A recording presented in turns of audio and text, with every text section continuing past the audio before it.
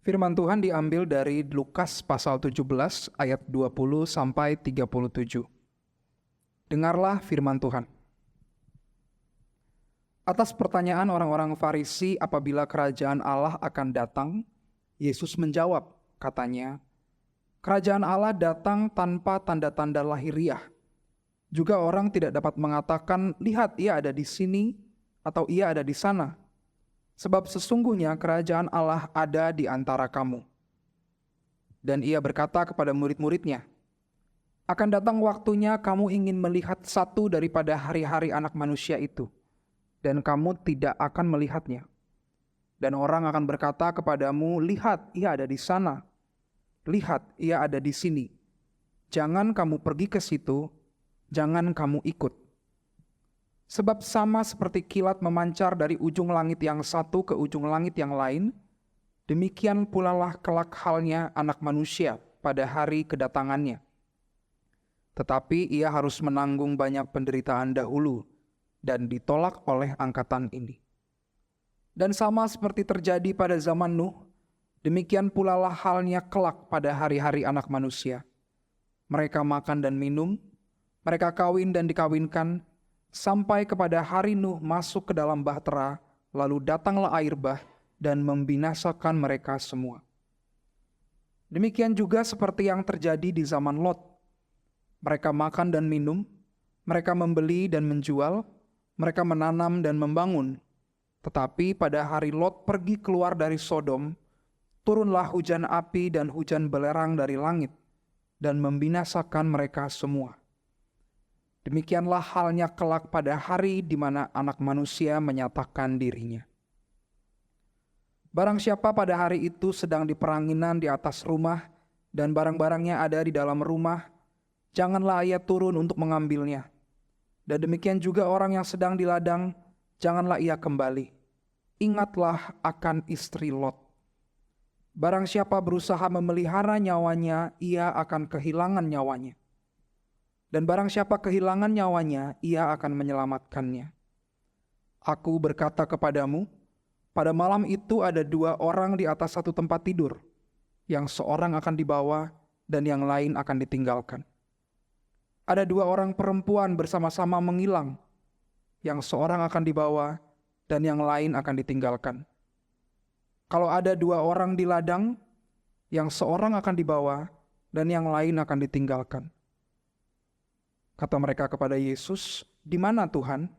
Katanya kepada mereka, "Di mana ada mayat, di situ berkerumun burung nasar." Demikianlah firman Tuhan. Terima kasih Saudara Bene yang sudah membacakan firman Tuhan, perikop yang cukup panjang yang akan kita renungkan bersama-sama hari ini. Sebelum kita mendengar firman Tuhan, mari kita kembali bersatu hati, minta pimpinan Tuhan untuk mengerti, untuk memberikan kita pengertian atas firman yang Tuhan berikan pada kita hari ini. Mari kita berdoa. Bapa, kami baru saja membaca firman yang mungkin tidak mudah untuk kami pahami dengan sekali kami baca. Banyak pesan-pesan yang melampaui imajinasi kami, melampaui pikiran kami, melampaui perasaan kami saat ini Tuhan.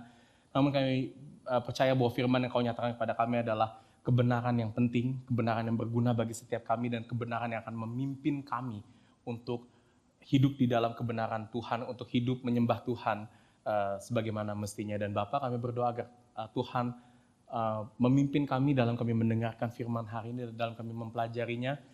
Beri kami Roh Kudus, kami berdoa agar Roh Kudus memberi kami pengertian dalam kami merenungkan firman hari ini Tuhan, dan agar kami dapat melihat segala firman ini sebagai satu kebenaran yang hidup, kebenaran yang akan mengubahkan setiap kami Tuhan, dan kebenaran yang akan membawa kami untuk hidup setia di dalam kerajaan Allah seperti yang Kau kehendaki. Terima kasih Bapa, dalam nama Kristus kami berdoa dan mengucap syukur. Amin. Oke saudara, kita akan lanjutkan seri khotbah kitab Lukas, dan sekarang kita sudah memasuki akhir dari pasal 17 di ayat 20 sampai 37 yang tadi sudah kita baca bersama-sama. Dan saya harap sebenarnya saudara, saya bisa tukeran sama Oswin minggu lalu untuk khotbah. Karena kenapa? Ini adalah perikop yang susah saudara. Arsis Paul, salah satu pengkhotbah reform, waktu saya mendengar dia mengkhotbahkan ini, di awal khotbah dia harus minta maaf kepada jemaatnya. Dia bilang begini, saya minta maaf saudara karena mungkin saudara hari ini tidak bisa mendengarkan poin yang jelas dari khotbah yang akan disampaikan. Dan memang saudara, waktu saya mempelajari bagian ini, saya melihat ada banyak sekali sebenarnya hal penting, hal yang memerlukan waktu yang cukup panjang sebenarnya kalau kita mau mengerti keseluruhan dari apa yang Tuhan sampaikan di sini, yang tidak mungkin saudara saya bisa bawakan di dalam khotbah selama 30-40 menit di sini saudara. Namun saudara, saya menarik ada satu hal besar yang Lukas mau sampaikan kepada kita semua di sini melalui percakapan Tuhan Yesus. Dan sebenarnya apa yang ditunjukkan Lukas di sini adalah inti dari pelayanan Yesus di dalam dunia ini tentang satu tema besar, yaitu datangnya kerajaan Allah. Itu dia kenapa saudara di awal liturgi tadi kita sudah bahas sedikit tentang apa itu kerajaan Allah, bagaimana kerajaan Allah datang ke dalam dunia ini saudara. Yang dikatakan bahwa kerajaan Allah datang ke dunia ini itu datang di dalam Tuhan Yesus Kristus. Dan di dalam berita Injil yang disampaikan itu adalah Injil yang menyatakan kerajaan Allah. Dan saudara, datangnya kerajaan Allah ini bisa dibilang menjadi pusat sebenarnya dari keseluruhan Injil Lukas. Dan juga saya ingin katakan, kerajaan Allah merupakan pusat dari kehidupan orang-orang percaya. Kenapa begitu saudara? Karena saudara, kita manusia itu diciptakan untuk kerajaan Allah. Apa artinya di sini? Artinya saudara, Tuhan menciptakan manusia itu daripada mulanya untuk kita hidup di dalam kerajaan Allah. Di mana saudara, kerajaan Allah ini berbicara tentang Tuhan yang akan memimpin kita sebagai umat-umatnya, dan kita dapat menyembah Tuhan sebagai Raja kita dengan kita hidup tunduk di bawah seluruh ketetapan Tuhan. Oleh karena itu saudara, kita bisa simpulkan bahwa manusia itu baru dapat memiliki kehidupan yang sesungguhnya, kehidupan yang sejati ketika kita hidup dalam kerajaan Allah. Tanpa kerajaan Allah saudara, manusia itu ibaratnya seperti ikan yang tidak hidup di dalam air. Karena kerajaan Allah ini sebenarnya ada dari bagian natur hidup manusia. Kita diciptakan untuk kerajaan Allah. Namun pertanyaannya, kita mau mundur satu lagi, apa itu kerajaan Allah? Nah saudara, kerajaan Allah itu bukan hanya sebuah konsep abstrak di dalam Alkitab. Kerajaan Allah itu bukan juga merupakan suatu analogi yang menjelaskan tentang Tuhan. Tapi firman Tuhan jelas menyatakan kerajaan Allah itu sebagai kerajaan yang sesungguh-sungguhnya. Layaknya kita melihat kerajaan-kerajaan yang ada di dalam dunia ini. Di mana biasanya saudara, dalam kerajaan-kerajaan yang ada dalam dunia ini biasanya ada 4 hal. Ada 4 elemen dalam kerajaan di dunia ini.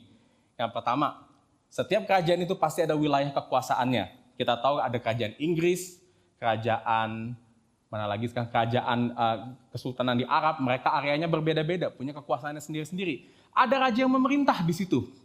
Dan juga karena ada raja yang memerintah, pasti ada warga yang tinggal di dalam kerajaan itu. Ya, warga kerajaan Inggris berbeda dengan warga kerajaan di Arab, saudara. Dan ada aturan atau undang-undang dari raja kepada warganya untuk mengatur kehidupan di dalam kerajaan tersebut. Nah saudara, kerajaan Allah pun juga sebenarnya memiliki 4 elemen ini yang dimiliki oleh kerajaan pada umumnya. Kerajaan Allah itu punya wilayah kekuasaan, yaitu seluruh dunia ini saudara. Dan ada raja yang memerintah, yaitu Tuhan. Dan ada warga yang tinggal di dalamnya, yaitu umat-umat Tuhan yang telah ditebus dari dosa. Dan ada juga undang-undang yang akan mengatur kehidupan warga-warganya di dalamnya, yaitu firman Tuhan atau Alkitab kita. Nah, sejak kapan Tuhan menyatakan kerajaan Allah ini di dalam dunia, saudara? Kerajaan Allah ini sebenarnya sudah diberikan kepada Tuhan, dinyatakan sejak awal penciptaan. Kalau saudara baca di Kejadian pasal yang pertama. Jadi waktu saudara baca Kejadian pasal pertama sampai pasal kedua penciptaan dunia ini, itu sebenarnya adalah satu tulisan tentang kerajaan yang dibentuk atau kerajaan yang didirikan oleh Tuhan. Di mana Tuhan itu digambarkan sebagai sosok raja, dan dia sosok raja yang memerintah atas Adam pada saat itu di Taman Eden sebagai wilayah kekuasaannya. Dan Tuhan juga memberikan satu aturan bagi Adam, yang salah satunya adalah aturan untuk tidak memakan buah terlarang. Ya sebetulnya ini adalah aturan untuk hidup di dalam kerajaan Allah. Dan kalau saudara buka di akhir dari Alkitab kita di Wahyu pasal 21 dan 22, di situ juga kita menemukan ada satu kerajaan Allah lagi dinyatakan, saudara. Di mana nantinya Tuhan dikatakan akan membawa kerajaan Allah itu secara penuh ke dalam dunia ini. Di mana kerajaan itu kita sering dengar dengan nama langit dan bumi yang baru atau Yerusalem yang baru, saudara. Di mana nantinya, saudara, kerajaan Allah itu akan mencakup wilayahnya seluruh dunia ini dan Tuhan Yesus akan menjadi raja yang memerintah atas seluruh dunia ini. Kita umat-umat pilihan yang kudus itu akan tinggal di dalamnya dan kita akan hidup di dalam seluruh aturan-aturan dan ketetapan-ketetapan Tuhan dengan sempurna nantinya pada saat Kristus datang kembali dan membawa kerajaan Allah itu ke dalam dunia secara penuh. Pertanyaannya sekarang, di mana kerajaan Allah itu sekarang? Saudara, kita tahu setelah Adam jatuh ke dalam dosa, setelah kejadian 1 dan 2, kerajaan Allah itu seolah-olah hilang dari dalam dunia ini. Kenapa, saudara? Kita lihat manusia itu tidak lagi melihat Tuhan sebagai raja mereka. Manusia tidak lagi mau menyembah Tuhan dan manusia tidak lagi mau hidup untuk Tuhan. Tetapi manusia itu hidup untuk kepentingannya diri sendiri saja. Dan manusia hidup di dalam aturan-aturan undang-undang yang manusia bikin sendiri untuk keinginannya sendiri saja, saudara. Akibatnya, saudara, manusia itu tidak lagi hidup di dalam kerajaan Allah dan ada satu kerajaan lain yang berkuasa saat manusia jatuh ke dalam dosa dan kerajaan itu dikatakan sebagai kerajaan dunia atau bisa saya sebut sebagai kerajaan maut. Dan kerajaan ini juga punya rajanya, yaitu siapa, saudara? Iblis. Dan seperti namanya, saudara, jika kita manusia hidup di dalam kerajaan maut, kerajaan dunia ini, maka manusia pun juga akan berakhir pada maut. Karena maut adalah upah dosa yang memilih untuk kita tidak menyembah Tuhan. Dan jelas, saudara, saat ini, di dunia saat kita tinggal saat ini, dunia ini sedang dikuasai oleh kerajaan maut.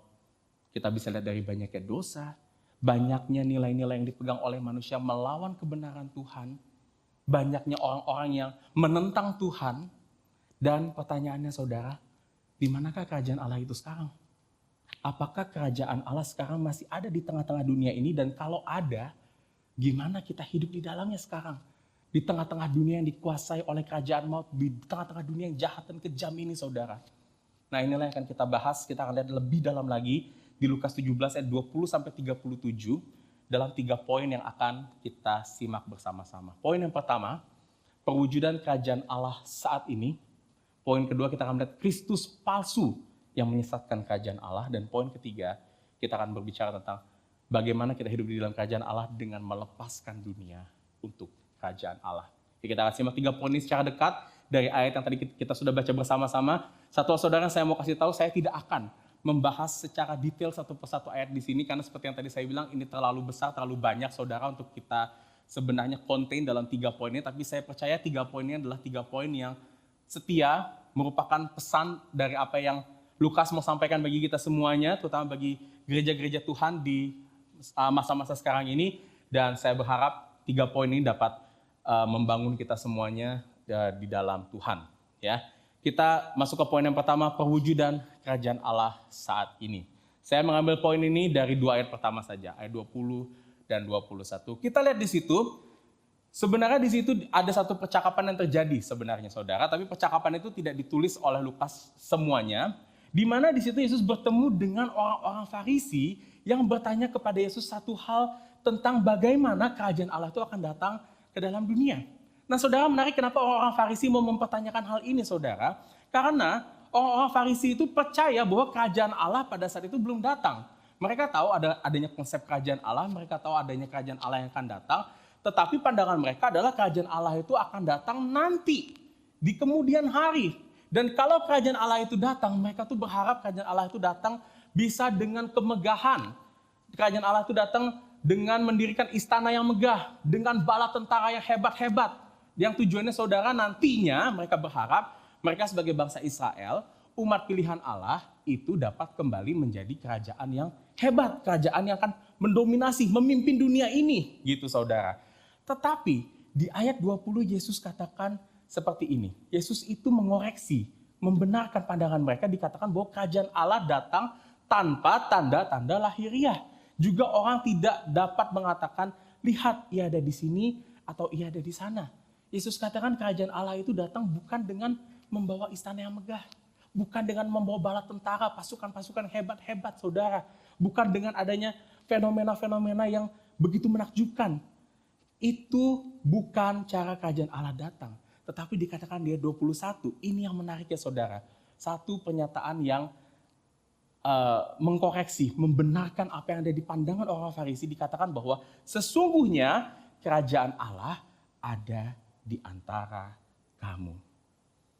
Saudara, Yesus mau menegaskan kepada orang Farisi, kerajaan Allah itu bukan seperti yang kalian pikirkan, bukan belum datang saat ini, tapi kerajaan Allah itu sudah datang. Dan lebih tepatnya sudah ada di antara kita, sudah ada di antara kamu. Dan kita tahu saudara, kita sudah bahas ini tadi di awal liturgi, dan kita juga sudah bahas di seluruh kitab Lukas, seri kitab Lukas ini hampir 2 tahun, bahwa kita tahu kerajaan Allah itu sudah datang dengan kedatangan Kristus. Yesus adalah pemenuhan atau penggenapan dari janji kerajaan Allah yang datang ke dalam dunia ini. Dan saudara bisa lihat hal ini dengan jelas. Misalnya di Lukas dikatakan, dari mulai misalnya awal saat Yesus sebelum ia dikandung oleh Maria, malaikat datang ke Maria dan malaikat berkata kepada Maria bahwa ia akan mengandung bayi yang adalah raja, keturunan dari Daud, dibilang di situ. Kelahiran Yesus juga kita lihat disambut oleh malaikat-malaikat yang memuji Tuhan di hadapan para gembala. Kenapa malaikat-malaikat itu memuji Tuhan, saudara? Karena ini adalah pujian yang biasanya dibawakan atau diberikan kepada raja yang baru lahir. Jadi kelihatan di sini sosok kerajaannya, sosok Yesus sebagai rajanya disampaikan di sini. Dan terlebih lagi saudara, kalau kita lihat di sepanjang kitab Lukas, pelayanan Yesus itu banyak sekali Yesus melakukan mujizat-mujizat. Dan mujizat-mujizat ini Yesus lakukan bukan semata-mata untuk Yesus menyembuhkan orang saja, tapi mujizat-mujizat ini dikatakan sebagai tanda kerajaan Allah. Kenapa saudara? Karena mujizat-mujizat ini menunjukkan kepada satu mujizat yang besar yang Tuhan sebenarnya bawa di dalam kerajaan Allah, yaitu mujizat apa? Mujizat kesembuhan kita dari dosa-dosa kita. Dan ini saudara semakin membuktikan dan semakin kita melihat Lukas semakin ke belakang, pasal belasan dan nanti pasal 20 kita akan melihat Yesus itu semakin diperlihatkan sebagai raja. Dan semakin diperlihatkan bahwa kerajaan Allah itu sudah datang. Dan ketika manusia melihat Yesus saudara, disitulah manusia juga sebenarnya melihat kerajaan Allah dinyatakan. Di mana di dalam Yesus, dia adalah raja yang akan berperang melawan iblis. Dia yang akan mengalahkan penguasa-penguasa kerajaan maut di dalam dunia ini.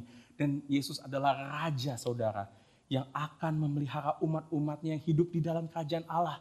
Dia akan memelihara umat-umatnya untuk terus menyembah Tuhan, untuk hidup sesuai dengan natur dan tujuan yang Tuhan berikan kepada kita, untuk hidup di dalam kerajaan Allah. Yesus adalah jawabannya bagi kita semua dan Yesus sudah ada di antara kita. Namun pertanyaannya saudara, gimana kita melihat Yesus sekarang di abad 21? Kita nggak bisa melihat Yesus secara fisik saat ini, bukan? Kita nggak bisa berbicara dengan dia secara langsung seperti orang-orang Farisi di perikop ini saudara. Nah kalau gitu apa perwujudan konkret dari kerajaan Allah saat ini saudara? Ada satu hal akan kerajaan Allah yang Tuhan berikan bagi kita semua saat ini. Dan hal ini saya katakan adalah gereja Tuhan. Kenapa begitu saudara? Karena saudara, pelayanan Tuhan Yesus itu nggak berhenti saat Yesus itu sudah naik ke surga. Yesus katakan sebelum dia naik ke surga, bahwa nanti setelah dia sudah nggak ada lagi di dalam dunia ini secara fisik, dia akan memberikan Roh Kudus, pribadi ketiga dalam Allah Tritunggal. Dan Roh Kudus ini akan melanjutkan pemenuhan kerajaan Allah dalam dunia ini. Nah, kalau kita lihat saudara, gimana pemenuhan kerajaan Allah ini dilanjutkan? Di kitab Kisah Para Rasul, ada satu hal besar yang Roh Kudus kerjakan untuk misi Tuhan. Yaitu dengan cara gimana saudara? Menggerakkan para rasul, merintis gereja-gereja Tuhan di berbagai daerah. Rasul Paulus mengatakan saudara bahwa gereja-gereja Tuhan ini adalah tubuh Kristus. Kenapa saudara? Karena di dalam gereja-gereja inilah Tuhan Yesus secara utama melanjutkan pimpinannya kepada umat-umatnya yang dilakukan melalui ibadah, persekutuan dengan sesama umat Tuhan, pengajaran firman Tuhan, melalui misi, melalui doa, melalui sakramen. Dan ini semua mau menunjukkan bahwa Kristus hadir secara khusus di tengah-tengah umat Tuhan yang berkumpul di dalam gerejanya. Jadi saudara, gereja itu bukan cuma sekedar tempat perkumpulan orang-orang Kristen, apakah untuk belajar Alkitab bareng, untuk having fun bareng, atau untuk pelayanan bareng-bareng saja. Itu bukan tujuan utama gereja, saudara. Tapi segala sesuatu yang dilakukan di dalam gereja Tuhan itu sebetulnya mencerminkan satu realita yang besar yang akan terjadi di masa yang akan datang, yaitu kehidupan kekal kita di dalam kerajaan Allah. Di sini, saudara, di dalam gereja Tuhan yang adalah tubuh Kristus ini, kita di sini dipanggil untuk mencicipi kerajaan Allah, mencicipi kekekalan yang akan kita terima. Gimana kita bisa mencicipi ini, saudara? Saya berikan beberapa contoh. Misalnya saat kita beribadah di hari Minggu seperti hari ini. Di sini, saudara, kita berbicara itu bukan hanya kita berkumpul di sini mendengarkan firman yang akan memberikan saudara insight-insight, masukan-masukan, saran-saran bagi kehidupan saudara. Enggak cuma buat itu aja, saudara, kita kumpul di sini. Tetapi kita dipanggil untuk beribadah bersama-sama. Karena kenapa? Kristus hadir bersekutu di tengah-tengah kita. Dia mau bersekutu dengan umat-umat yang telah ditebusnya. Dan dia memberikan liturgi kepada kita, di mana liturgi ini, saudara, menunjukkan apa yang Tuhan sedang kerjakan bagi kita, dan apa yang Tuhan akan kerjakan bagi kita dari seluruh liturgi ini. Dan ini semua adalah tentang kerajaan Allah. Nah, saudara, misalnya kita juga dipanggil untuk bersekutu dengan satu sama lain dalam gereja ini. Kenapa, saudara? Bukan supaya kita di sini punya teman aja, atau kita di sini cuma saling mendorong, saling menguatkan satu sama lain. Karena, saudara, persekutuan yang terjadi di sini adalah persekutuan yang nanti akan kita bawa dalam kekekalan di dalam kerajaan Allah, saudara. Sehingga, saudara, relasi dan persekutuan yang kita bangun di sini itu adalah relasi yang kekal. Dan terlebih lagi, saudara, gereja akan semakin menyatakan realita kerajaan Allah karena Roh Kudus akan senantiasa berdiam di dalam gereja ini. Roh Kudus akan terus kasih visi, kasih tujuan, kasih kekuatan untuk melayani Injil di dalam gereja Tuhan ini, saudara. Roh Kudus akan melindungi gereja Tuhan ini dari segala musuh-musuhnya. Yesus katakan, saudara, memang benar gereja Tuhan adalah satu institusi di dalam dunia ini yang akan mendapatkan banyak serangan dari manapun juga. Tetapi Yesus katakan juga, gereja Tuhan adalah satu-satunya institusi yang tidak akan pernah hilang. Tidak akan pernah kalah, tidak akan pernah gugur, saudara. Gereja Tuhan ada. Karena kenapa? Karena ini adalah pernyataan kerajaan Allah di tengah-tengah dunia ini. Meski demikian, saudara, kita harus katakan bahwa gereja Tuhan itu tidak sepenuhnya sempurna. Kenapa begitu? Karena gereja itu masih ada di tengah-tengah dunia yang jahat. Dan artinya kita, orang-orang yang ada di dalam gereja pun adalah orang-orang yang masih ada atau masih memiliki hal-hal yang tidak sempurna di dalam hidup kita. Mungkin, saudara, gereja-gereja itu kita tidak bisa melakukan itu dengan sistem-sistem yang semuanya sempurna. Ibadah, kegiatan di dalam gereja mungkin masih belum sepenuhnya dapat memuaskan kehidupan kita. Terlebih lagi, saudara, orang-orang di dalam gereja itu masih punya dosa. Masih mungkin bawa kita kepada konflik, kekecewaan, sakit hati satu sama lain, saudara. Dan semua ini sangat mungkin terjadi nggak cuma di GPC aja, saudara, tetapi di semua gereja-gereja Tuhan yang adalah representasi kerajaan Allah di tengah-tengah dunia ini. Ya, saudara, meskipun kita dipanggil untuk mencicipi kerajaan Allah, tapi ini bukanlah satu hal yang sempurna. Jadi, saudara, gereja nggak mungkin bisa sempurna-sempurna banget. Pasti masih akan tercemar oleh dosa karena masih ada di tengah-tengah dunia yang berdosa. Tapi, saudara, ini bukan berarti kita lewat begitu aja. Kita jadi permisif dengan dosa-dosa karena realita yang ada Tuhan. Realita yang ada di tengah-tengah kita. Tuhan tetap ingin kita berhati-hati. Dan Tuhan tetap ingin kita menjaga gereja ini. Agar gereja ini apa? Tidak disesatkan.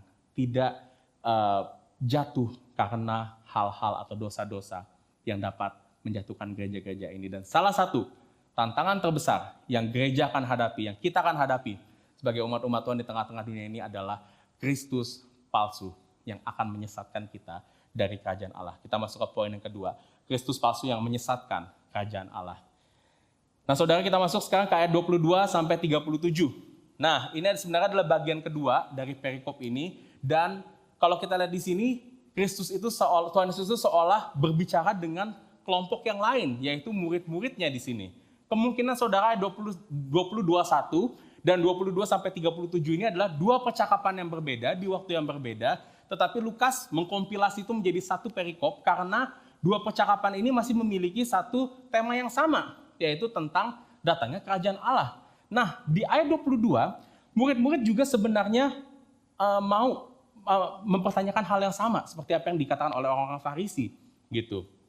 Dan Yesus jawab di situ, kata Yesus, ini parafrase saya dari ayat 22 adalah, dibilang nanti akan ada waktunya kalian itu ingin melihat datangnya kerajaan Allah ke dalam dunia ini. Di sini Yesus sebetulnya menjelaskan saudara di ayat 22 ini bahwa setiap kita, orang percaya itu pasti di dalam hati kita tuh punya keinginan untuk melihat kerajaan Allah itu datang, tiba dalam dunia ini. Kenapa saudara? Karena waktu kerajaan Allah itu datang ke dalam dunia ini, waktu kerajaan Allah itu terpenuhi, maka hidup kita itu akan ada di zaman yang lebih baik. Kita akan mengalami kehidupan yang jauh lebih baik dari apa yang kita alami sekarang. Namun Yesus katakan di sini kepada mereka, saudara, kepada murid-muridnya, tapi kamu gak bisa melihatnya.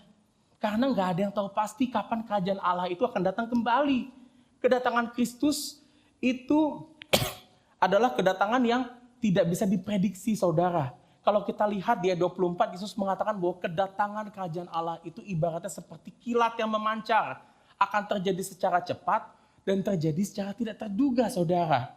Akan tetapi, Yesus peringatkan mereka di ayat 23, bahwa akan ada orang-orang yang berkata kepada kita, lihat, ia atau Kristus ada di sana atau ia ada di sini. Dan Yesus katakan, kalau ada yang berkata seperti itu, jangan kamu ikut. Kenapa saudara? Karena orang-orang ini sebetulnya adalah Kristus-Kristus palsu yang berusaha untuk menyesatkan kita. Dan ini adalah tantangan terhadap kerajaan Allah. Satu hambatan, satu musuh terbesar atas kerajaan Allah saat ini, saudara. Dan apa yang dilakukan oleh Kristus-Kristus palsu ini? Nah, saudara, dalam kaitannya dengan kerajaan Allah, Kristus-Kristus palsu ini seolah menjanjikan pemenuhan kerajaan Allah itu lebih cepat daripada seharusnya. Apa maksud saya di sini, saudara? Saudara, firman Tuhan memang menyatakan bahwa kerajaan Allah itu pasti akan datang. Dan waktu kerajaan Allah itu datang, kita akan mengalami kehidupan di dalam berkat berkelimpahan. Di dalam kerajaan Allah dikatakan setiap kita itu nggak akan lagi mengalami kekurangan, nggak akan lagi mengalami berbagai macam masalah, nggak akan lagi mengalami sakit penyakit, masalah ekonomi, masalah keluarga, konflik, nggak ada sakit hati lagi, dan yang ada hanya sukacita semata. Namun firman Tuhan bilang kita baru akan mengalami ini tuh nanti saat Kristus datang kedua kalinya, yang nggak ada seorang pun tahu kapan itu terjadi. Tetapi Kristus-Kristus palsu ini bilang begini, saudara, kalau dia bisa memberikan kerajaan Allah itu sekarang. Dia bisa memberikan kita hidup yang berkelimpahan sekarang. Bisnis sekarang kita bisa maju dengan pesat. Keuangan kita bisa lancar. Gak akan kekurangan. Terbebas dari sakit penyakit. Orang-orang bakal suka sama kita. Gak ada yang konflik sama kita. Dan Kristus palsu ini bilang ini bisa terjadi kalau kita ikut Tuhan dengan sungguh-sungguh. Kamu rajin ibadah, kamu akan dapat berkat Tuhan. Kamu rajin saat teduh, berbuat baik, Tuhan akan memberikan kelimpahan dalam kehidupanmu. Kalau kamu melakukan semua ini dengan baik, Kristus-Kristus palsu ini berkata kamu pasti akan mendapatkan kehidupan yang berlimpah. Karena ini kan janji Tuhan. Ini kan Tuhan yang mau. Masa Tuhan menyelamatkan kita untuk dia menyiksa kita? Itu bukan Tuhan yang baik dong. Nah, saudara familiar dengan pengajaran seperti ini? Pernah dengar? Ini saudara Kristus-Kristus palsu yang saat ini kita kenal dengan ajaran prosperity gospel atau Injil kemakmuran. Dan dari sini saudara kita melihat bahwa Injil kemakmuran itu bukan hanya sekedar Injil yang berbicara tentang hidup berkelimpahan saja, tetapi ini berkaitan saudara dengan konsep datangnya kerajaan Allah yang diselewengkan di sini. Kenapa begitu saudara? Karena sebetulnya pusat dari kerajaan Allah itu bukan ada di berkat Tuhan, tetapi di dalam pribadi Tuhan itu sendiri. Tuhan panggil kita untuk masuk ke dalam kerajaan Allah supaya kita dapat berelasi dengan Tuhan sebagai Raja kita. Dan karena kita memiliki relasi dengan Tuhan, maka kita akan mendapatkan hidup di dalam berkat Tuhan sepenuhnya. Jadi kehidupan dalam berkat itu sebenarnya adalah konsekuensi logis. Itu adalah buah dari hidup relasi kita dengan Tuhan dalam kerajaan Allah, saudara. Jadi saudara, memang kerajaan Allah itu berbicara tentang hidup dalam berkelimpahan, tetapi hidup kelimpahan itu bukan, saya katakan, bukan tujuan utama dari kerajaan Allah. tujuan utama kerajaan Allah itu tetap ada di dalam pribadi Tuhan itu sendiri. Masalahnya saudara, Injil kemakmuran itu fokusnya dibalik. Injil kemakmuran itu berkata bahwa fokus kerajaan Allah itu di berkat Tuhan, bukan di Tuhannya. Tuhan itu cuma ditempatkan sebagai sosok pemberi berkat. Sosok sebagai seorang pelayan bagi kita. Kalau kita baik-baikin pelayan kita baik-baikin Tuhan, Tuhan akan kasih apa yang kita mau. Dan saudara, saya katakan ini tidak akan mungkin terjadi. Pengajaran Injil kemakmuran bukanlah pengajaran yang setia kepada firman Tuhan dan bukan pengajaran yang akan terjadi dalam kehidupan kita, saudara. Kenapa, saudara? Karena Injil kemakmuran itu bertentangan dengan kerajaan Allah yang Tuhan berikan bagi kehidupan kita, saudara. Ini bukan tujuannya. Kalau Tuhan benar-benar ingin menyatakan kerajaan Allah itu tujuannya adalah hidup berkat Tuhan, hidup berkelimpahan, Tuhan mungkin akan menyatakannya bukan dengan rintis gereja-gereja saat ini buat kita semuanya. Mungkin Tuhan nyatakan kalau kita mau hidupnya berkelimpahan dalam kerajaan Allah, Tuhan nyatain sekarang kerajaan Allah itu dalam apa, saudara? Dia bangun perusahaan, dia bangun bank. Supaya apa? Umat-umat Tuhan bisa kerja semuanya, dapat gaji, kehidupan finansialnya berlimpah. Itu yang akan terjadi kalau emang pusatnya adalah berkat. Tapi yang Tuhan berikan itu gereja Tuhan, bukan perusahaan-perusahaan. Kenapa, saudara? Karena di dalam gereja, Tuhan mau membawa kita bukan lihat berkatnya, tapi lihat pribadinya, lihat Kristusnya di sini, saudara. Yang menjadi fokus, yang menjadi raja atas kerajaan Allah. Namun, saudara, bukankah Injil kemakmuran yang dibawa oleh Kristus-Kristus palsu ini seringkali jadi pengajaran yang menarik di telinga kita? Kita mungkin sekarang berbicara kalau saya menolak Injil kemakmuran. Saya nggak percaya. Saya mau Tuhan, bukan mau berkat Tuhan. Tapi saudara, saya ingin katakan, semua kita pasti mau sehat. Semua kita pasti mau kaya. Semua kita pasti mau, kalau bisa, hidupnya berkelimpahan. Mau bahagia, mau hidup tenang. Dan semua ini bukan cuma dicari sama orang Kristen, saudara. Orang-orang dunia ini juga mencari hal ini. Dan itu dia kenapa, saudara, Injil kemakmuran ini kedengarannya bisa jadi relevan di telinga kita. Injil kemakmuran ini jadi pengajaran yang laku di dunia ini. Dan ironisnya, gereja-gereja sekarang juga mengajarkan ajaran seperti ini. Dan lebih ironisnya lagi, banyak gereja-gereja yang rame. Karena kenapa? Kita pada dasarnya senang, saudara, dengar Injil kemakmuran. Kita senang dengar ada janji hidup yang enak, hidup dalam berkat Tuhan. Dan saudara, tanpa kita sadari, meskipun di dalam bibir kita menolak Injil kemakmuran, tapi saya ingin katakan, belum tentu loh hati kita menolak Injil kemakmuran. Bisa saja, saudara, hati kita malah beroperasinya, settingan hati kita itu Injil kemakmuran, bukan Injil yang sesungguhnya. Gimana ini bisa terjadi, saudara? Coba saudara lihat dalam kehidupan kita. Apakah kita seringkali lebih mengharapkan berkat Tuhan daripada Tuhan itu sendiri? Dan gimana kita bisa lihat ini, saudara? Paling mudah kita lihat ini kalau kita seringkali sedih, komplain, ngambek, marah-marah sama Tuhan.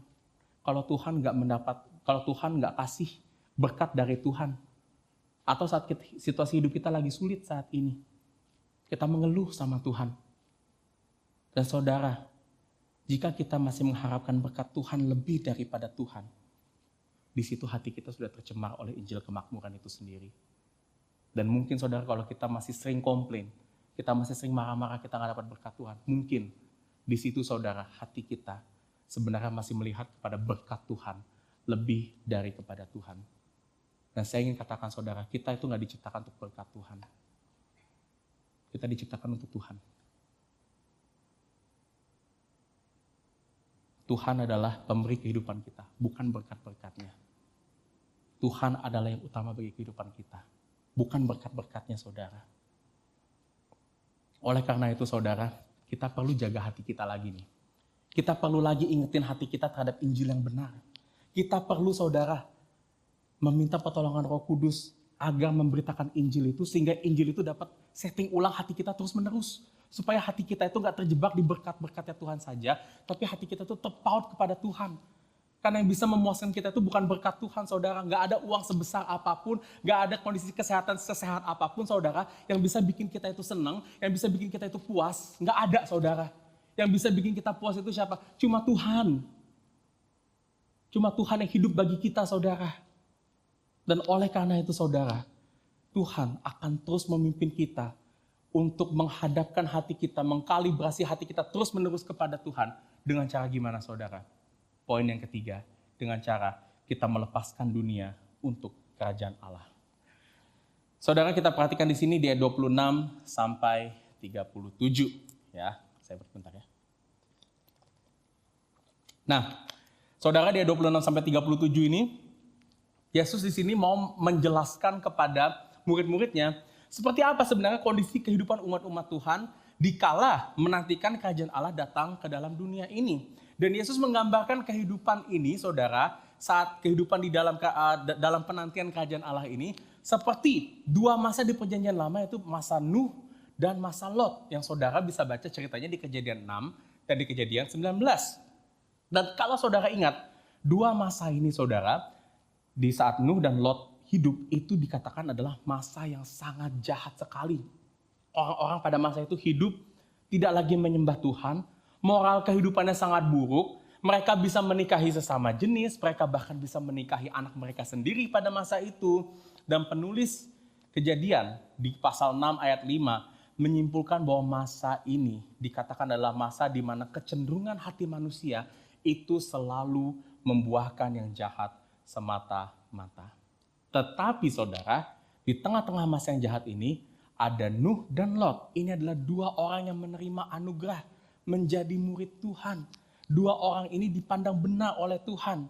Dan ini adalah dua orang yang dibenarkan Tuhan, tetapi mereka harus hidup di tengah-tengah kejahatan dunia ini yang pastinya gak mudah. Karena saudara, mereka harus memegang prinsip-prinsip hidup kebenaran. Mereka itu seperti hidup harus melawan arus ombak dunia ini, saudara, di mana dia akan hidup berbeda dari kebanyakan orang-orang. Kita lihat juga misalnya Lot di Kejadian pasal 19 mendapatkan tekanan, mendapatkan intimidasi saat dia menyelamatkan tamu yang adalah malaikat Tuhan di dalam rumahnya dia.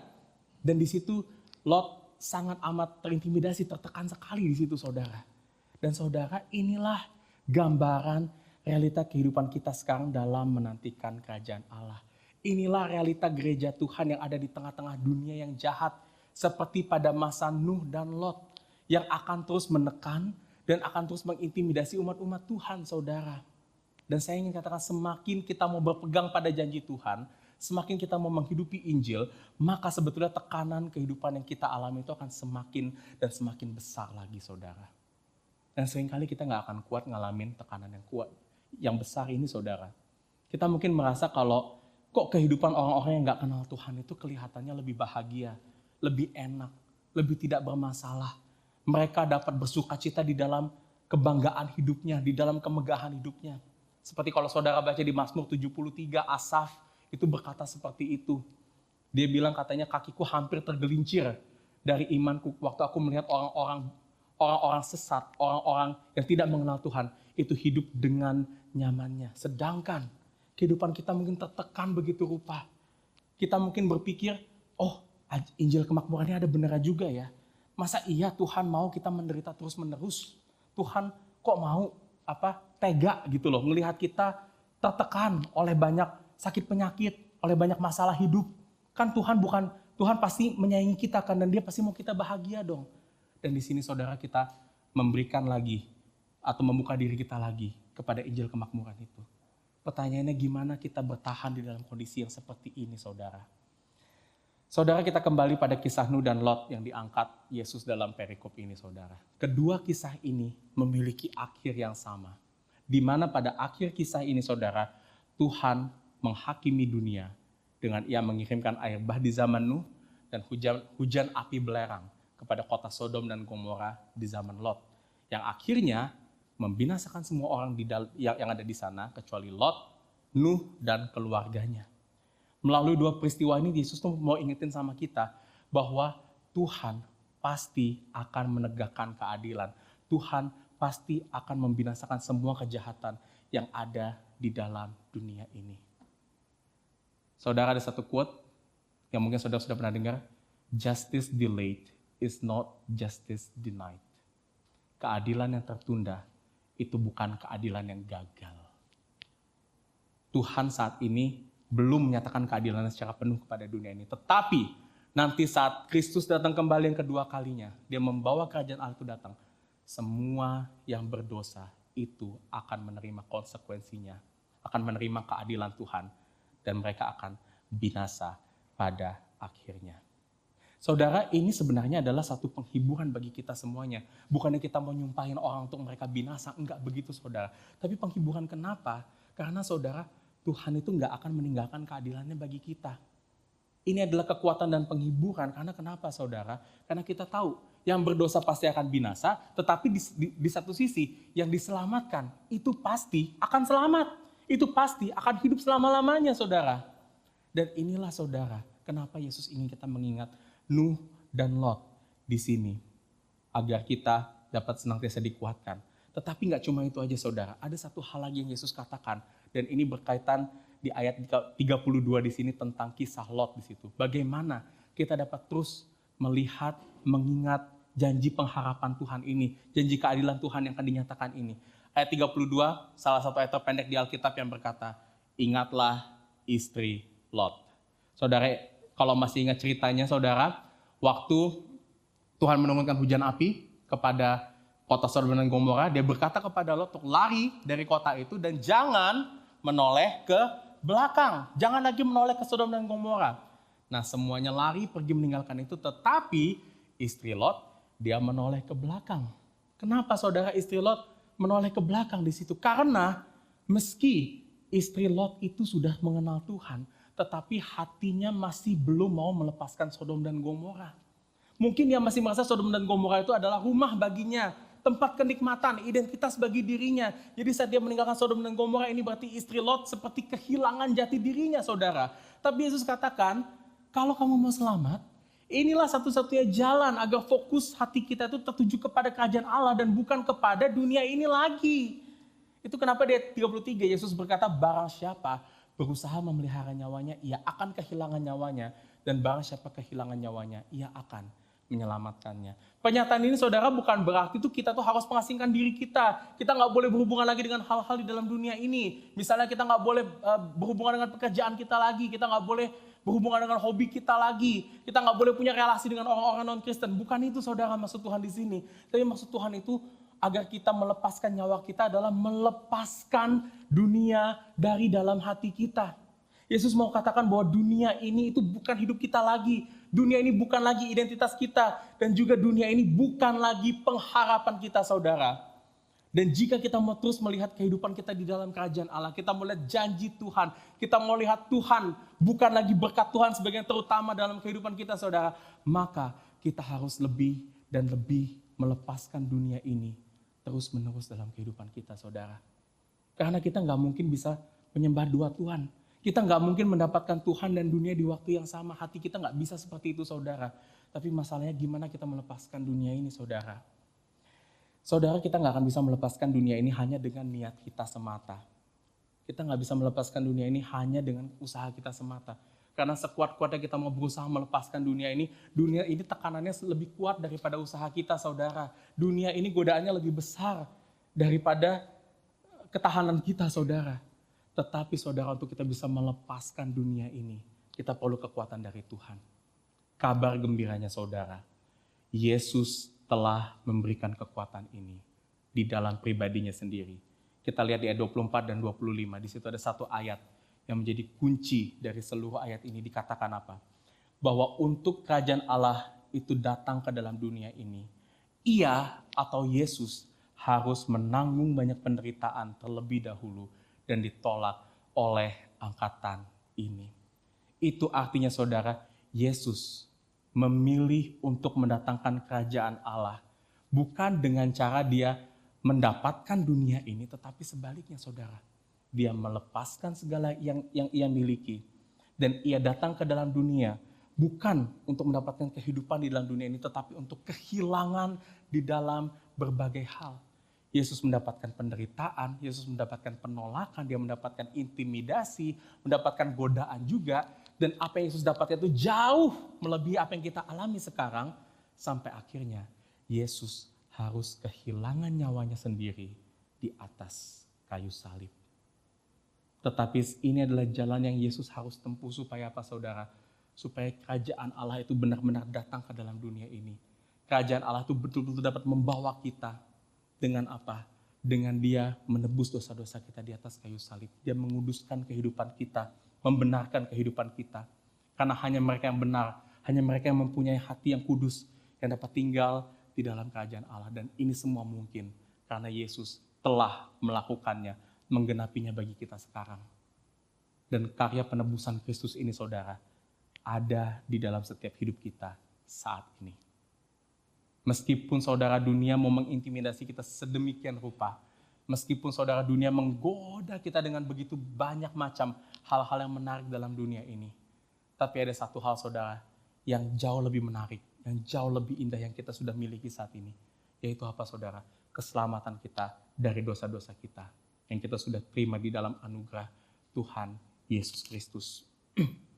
Itu harta yang lebih berharga dari apapun juga, yang kita nggak bisa usahakan sendiri dan Kristus sudah berikan bagi kita.